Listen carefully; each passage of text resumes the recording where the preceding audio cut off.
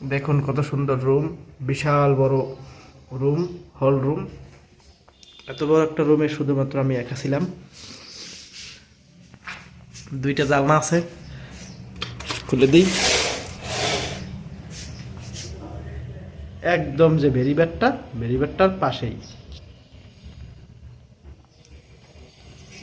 এই বেরিবেটটার ওই বট গাছের নিচেই ও পাশেই রাখাইন মার্কেট। সুন্দর একটা পজিশন এবং এখান থেকে বীজ খুব পাশেই।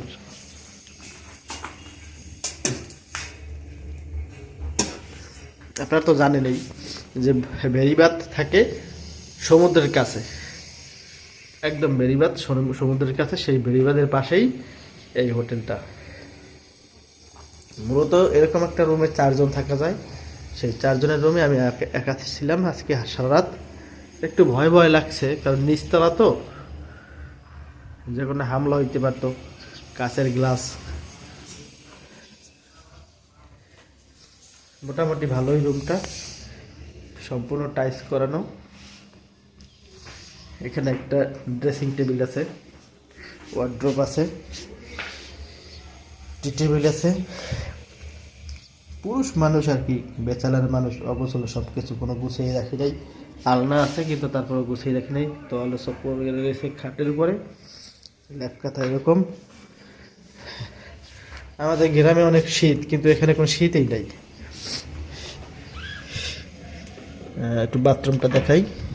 বাথরুমের সিটকানিটা একটু খারাপ, হালকা খুলতে কষ্ট হয়। বিশাল অনেক বড় বাথরুম।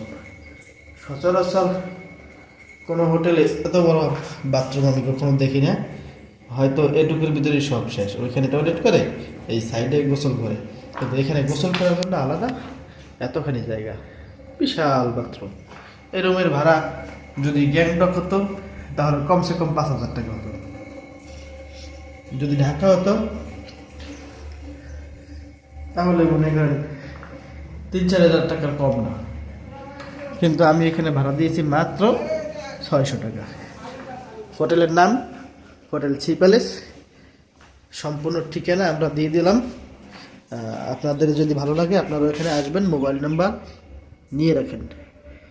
এই যে হোটেল সি গার্ডেন আবাসিক, নিচে তাদের রেস্টুরেন্ট আছে। তাদের রেস্টুরেন্টে আপনি ইচ্ছা করলে খেতে পারবেন। ঠিক আছে বন্ধুরা, আজকে এই পর্যন্তই। বাই।